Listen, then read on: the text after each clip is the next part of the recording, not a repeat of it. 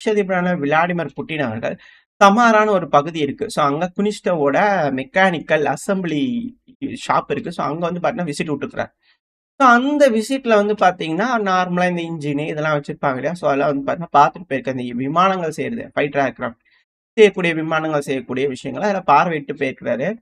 Russia இதுல இருந்து ஒரு மெசேஜ் கொடுக்குறாங்க. நார்மலா இது போல செய்யறாங்க, இது போல விஷயம் வந்து பார்த்துட்டு போக மாட்டாங்க, இது போல வராங்க அப்படின்னாலே ஒரு விஷயம் உலகத்துக்கு சொல்றாங்கன்னு அர்த்தம். இப்ப கிம்ஜாங் அவர்கள்லாம் வந்து பாத்தீங்கன்னா தடவி காட்டுற மாதிரி மிசைல் எல்லாம் காட்டுறாரு அப்படின்னா ஏதோ ஒண்ணு சொல்றாருன்னு அர்த்தம். புரியறவங்களுக்கு புரிஞ்சிடும். நம்மள மாதிரி ஆளுங்களுக்குலாம் ஏதோ ஒரு மிசைல் பண்றாங்க போல இருக்குது அப்படிங்கிற போல இருக்கும். ஆனா புரிய வேண்டியவங்களுக்கு ஓ இது இந்த மிசைலா, இது இந்த மிசைல் உள்ள செஞ்சிருக்காங்களா, அப்ப இந்த மிசைல் இப்படி பண்ணுமா, இதோட ஃபின்ஸ் வந்து பாத்தீங்கன்னா இந்த அளவுக்கு இருக்கா, அப்ப இப்படி வந்து மேனேஜ் ஆகுமா, அந்த மாதிரி இருக்குமா அப்படிங்கிற போல ஏகப்பட்ட அனலைஸ் பண்ணுவாங்க இல்லையா?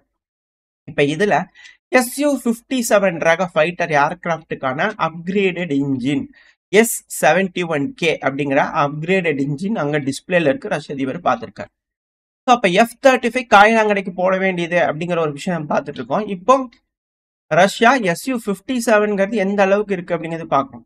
இப்போ அதோட அதிநவீனமயமான இன்ஜின் அப்படிங்கும்போது எப்படி இருக்கும், அப்ப இதோட பர்ஃபார்மன்ஸ் இன்னும் எந்த அளவுக்கு இன்க்ரீஸ் ஆகும் அப்படிங்கிற கேள்வி இருக்கியா? வெயிட் பண்ணுங்க. கூட அப்படியே இதுக்கு ஆட் ஆன் பண்ற மாதிரி KH-69 அப்படிங்கிற ஒரு ட்ரோன் கம் மிசைல்னு வச்சுக்கோங்க. ஸோ இந்த மிசைலும் வந்து பார்த்தீங்கன்னா அதுக்கு இருக்கிற மாதிரியான ஒரு விஷயம் ஆனால் பயங்கர பெருசா இருக்கு. இது அதுதானா இல்லை அதை விட அப்கிரேடடா? நான் ரஷ்ய அதிபரான விளாடிமிர் புட்டின் அவர்களா இருக்கட்டும், திமித்ரி மெத்வதேவ் இருக்கட்டும், பலரும் சொல்றாங்க இது போல நிறைய வெரைட்டியா நாங்க பண்ணிட்டு இருக்கிறோம். இந்த ஒரிஜினிக் மட்டும் நீங்க பாத்துக்காதீங்க, அதெல்லாம் சும்மா டம்மி தான், இன்னும் நிறைய செஞ்சுக்கிட்டு இருக்கோம் அப்படிங்கிற சொல்றாங்க. இதெல்லாம் வச்சு பார்க்கும்போது அதுல ஏகப்பட்ட ஐட்டங்கள் இருக்கு. இது போல விஷயங்கள் யாராவது டீகோட் பண்றாங்க, ஏதாவது செய்திகள் கிடைக்குது அப்படி இப்படின்னு ஏதாவது கிடைக்குது அப்படின்னு இந்த டீ கடையில போய் உட்காந்து ஏதாவது பேசுறாங்கன்னா தெரிஞ்சுக்கிட்டு வந்து உங்ககிட்ட நான் சொல்றேன். வெயிட் பண்ணி பார்ப்போம் என்ன மாதிரியான விஷயங்கள் இது வந்து இன்னும் வரப்போகுது. ஆனா இது மிக முக்கியமான ஒரு ஈவெண்ட் அப்படிங்கோல பலரும் சொல்லிட்டு இருக்காங்க. அது மட்டும் இல்லாம இந்த களத்துக்கு வந்திருந்தோம் இல்லையா, அந்த களத்துல வந்து பார்த்தீங்கன்னா சண்டைகள் நடக்குது. வீரர்களுக்கு வந்து பார்த்தீங்கன்னா ப்ராப்பரான மரியாதைகள் கிடைக்க மாட்டேது களத்துல இருக்கக்கூடிய கிரவுண்ட் ஃபோர்ஸ்க்கு அப்படிங்கிற சொல்றோம். விமானப்படைகளுக்கு தனியான ஒரு மரியாதை கிடைக்குது, கிரவுண்ட் ஃபோர்ஸ் காலாட்படைக்கு அந்த அளவுக்கு மரியாதை கிடைக்க மாட்டேங்குது அப்படிங்கிறது பார்த்தோம் இல்லையா? இப்போ இந்த கிரவுண்ட் ஃபோர்ஸ்ல இருக்கக்கூடிய நபர்களுக்குலாம் மில்லியன் கணக்கான ஹரினியாஸ் தரம் அப்படிங்கிறது போல ரெக்ரூட் பண்ணி ட்ரைனிங் பண்ணி ஃப்ரண்ட் லைனுக்கு அனுப்புறாங்க. அவங்க போறவங்க ஃப்ரண்ட் லைன்ல சண்டை பிடிச்சிருப்பாங்க, காயம் அடைஞ்சிருக்கு. இப்ப திருப்பி வந்து பாத்தீங்கன்னா மெடிக்கல் இதுக்காக ரிட்டர்ன் வந்திருப்பாங்க இல்லையா? அவங்களுக்குலாம் தொகைகள் கொடுக்கணும். ஸோ 2,00,000 ஹரினியாஸ் வந்து பாத்தீங்கன்னா கொடுத்துக்கிறாங்க கவர்மெண்ட். உக்ரைனோட அரசாங்கம் இப்போதைக்கு இவ்வளவுதான்ப்பா இருக்குது, வச்சுக்க போர்லாம் முடிஞ்சதுக்கு அப்புறம் உனக்கு பார்த்து ஏதாவது பண்ணித்தரோம் அப்படின்னு கொடுத்துக்கிறாங்க. ஸோ அந்த 2,00,000 கைக்கு வந்ததுக்கு அப்புறம் தான் ஆஸ்பத்திரிக்கு போக முடியுது. ஆஸ்பத்திரிக்கு போனா ஆஸ்பத்திரியோட பில்லு 1,50,000. இதெல்லாம் வந்து காமன். ஓ நீயா இந்த பிரிகேடா, உனக்கு இவ்வளவுதான் போ அப்படிங்கிறது போல காமனா வந்து பாத்தீங்கன்னா ஒரு பேட்டர்ன்ல காசு வசூல் பண்ணிடுறாங்க. ஸோ அதெல்லாம் 1,50,000 அவங்க வாங்கிக்கிறாங்க. இப்போ பேலன்ஸ் 50,000 தான் இவங்க கிட்ட இருக்குது. இதுக்காக நான் வந்து ஃப்ரண்ட் லைன்ல போய் கஷ்டப்பட்டுருந்தேன் அப்படிங்கிறது போல வந்து பாத்தீங்கன்னா பேட்டியா கொடுக்குறாங்க. அதை வந்து பண்ண உக்ரைன்ல நடக்கக்கூடிய விஷயங்கள். ஸோ அதெல்லாம் வச்சு பார்க்கும்போது என்னடா நடக்குது இந்த நாட்டுல அப்படிங்கிறது போல இருக்கு.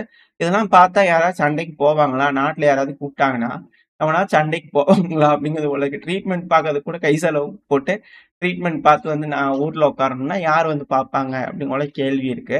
அது மட்டும் இல்லாம இது ரஷ்யா உக்ரைன் நடக்கக்கூடிய பிரச்சனைகள். அடுத்து வந்து பாத்தீங்கன்னா இந்த பிரச்சனை எஸ்கலேட் ஆகுமா?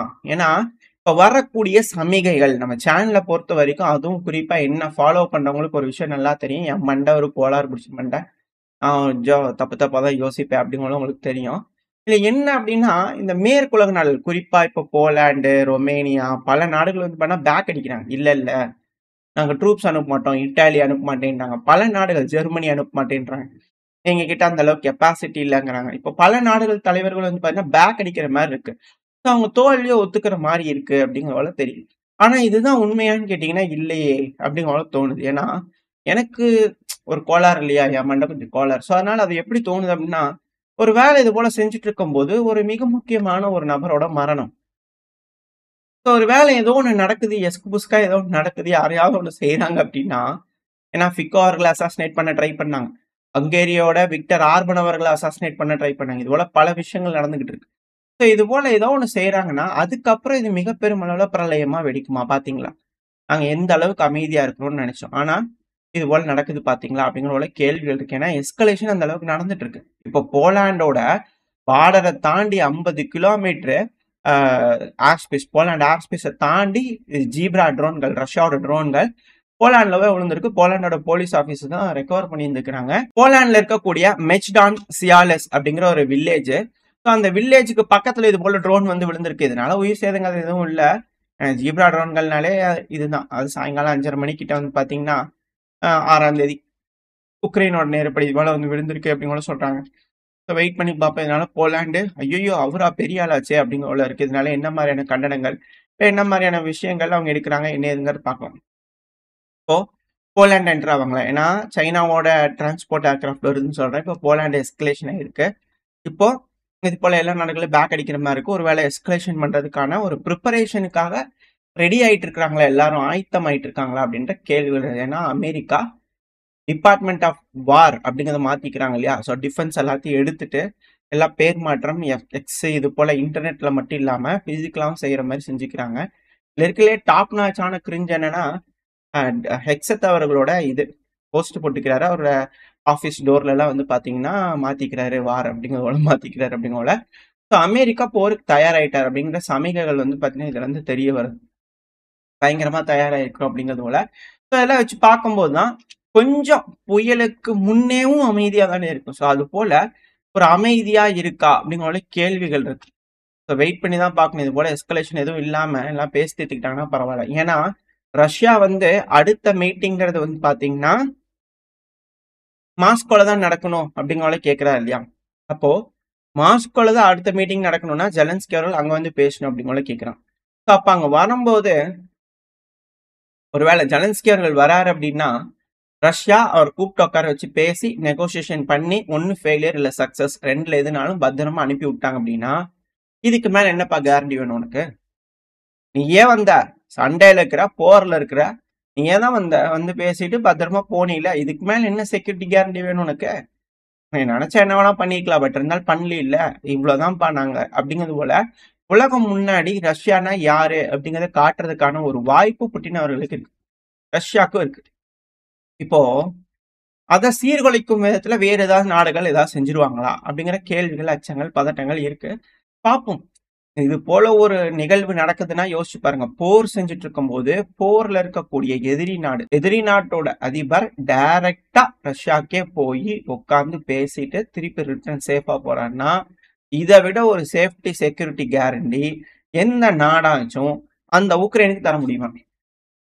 எந்த நாடாச்சும் தர முடியுமா? ஸோ இது போல ஒரு விஷயத்துக்காக ரஷ்யா ட்ரை பண்ணாங்களா? அதாவது நாங்க வந்து எதுவும் செய்ய போறது இல்லை, நீ தான் நாட்டோட சேர்ந்து சேராத அடைஞ்சு வீணாத பிரச்சனையை கூட்டிட்டு இருக்கிற, நீ அமைதியா இருந்தா எந்த பிரச்சனையும் வராது அப்படிங்கிறது போல உலகத்துக்கே எடுத்து சொல்றதுக்கான ஒரு நேரம் இதுவா, தருணம் இதுவா அப்படிங்கிறது இருக்கு. ஆனா இதே அமெரிக்கா வந்து பாத்தீங்கன்னா இன்னொரு சைடு ரெடி ஆயிட்டு இருக்கிறாங்க. அதெல்லாம் வந்து பாத்தீங்கன்னா அடுத்த பையில பார்க்கலாம், இந்த வெனிசுலா பகுதியில பார்க்க ஆரம்பிக்கலாம். பட் ஆனா இந்த பிரச்சனை அப்படிங்கிறது எப்படி எஸ்கலேட் ஆக போகுது, எதனால எஸ்கலேட் ஆக போகுது அப்படிங்கிறது இருக்கு. இப்ப யூரோப்ல வந்து பாத்தீங்கன்னா ரிபப்ளிக் ஆஃப் ஸ்பார்கா, போஸ்னியா அந்த ஏரியால சிக்கல் நடந்துட்டு இருக்கு. இப்போ செர்பியால மிக பெருமளவுல ஆன்டி ஊக்கிக்காரர்களுக்கு ப்ரொடெஸ்ட் நடந்துட்டு இருக்கு. கொசோவாக்கு வந்து பாத்தீங்கன்னா தனிநாடுக்கான கோரிக்கை. கொசோவா வந்து பாத்தீங்கன்னா அமெரிக்காவோட சேர்ந்து லார்ஜஸ்ட் ஃபோர்ஸ்ங்கிறாங்க. ஸோ இது போல வேலைகளா இருக்கனால. ரெண்டாவது மால்டோவா வந்து பாத்தீங்கன்னா பிரச்சனையே இல்லாம சைனா சொல்ற மாதிரி பேசுறாங்க. சீக்கிரமா எந்த பிரச்சனையும் இல்லாம டிரான்சிஸ்டியாவோட இணைஞ்சுக்குவோம், மால்டோவா டிரான்சிஸ்டியாவை இணைச்சுக்கும் அப்படிங்கிற சொல்றாங்க. ஸோ எல்லாம் வச்சு பார்க்கும்போது யூரோப்ல இன்னும் அடுத்தடுத்து போருக்கான பிளான்கள், திட்டங்கள் தெரிய வருது. எல்லாம் வச்சு பார்க்கும்போது எஸ்கலேஷனுக்கான ஒரு பாயிண்ட், அதுக்கான வேலைகள் நடந்துகிட்டு இருக்கு அப்படிங்கிறது போல என்னோட ப்ரூக்டு ஹெட் அது போல பார்த்தீங்கன்னா தோண வைக்குது. இது போல இல்லாம ஏதோ அமைதியா பேசி பிரச்சனையை முடிச்சுக்குவாங்கிற நம்பிக்கையில இந்த பதிவை நான் முடிச்சுக்கலாம். இதை பத்தி நீங்க என்ன நினைக்கிறீங்க? உங்களோட கருத்துக்கள் என்ன? உங்களோட கருத்துக்கள் என்னன்றதை கமெண்ட் செக்ஷன்ல சொல்லுங்க. அது கூடவே நம்ம சேனல் சப்ஸ்கிரைப் பண்ணலாம், மறக்காம சப்ஸ்கிரைப் பண்ணிக்கோங்க. இந்த பதிவு நல்லா இருக்கும்ன்ற நம்பிக்கையில் அடுத்த பேர் உங்க சந்திக்கிற வரைக்கும் ஸ்டே சேஃப். பை.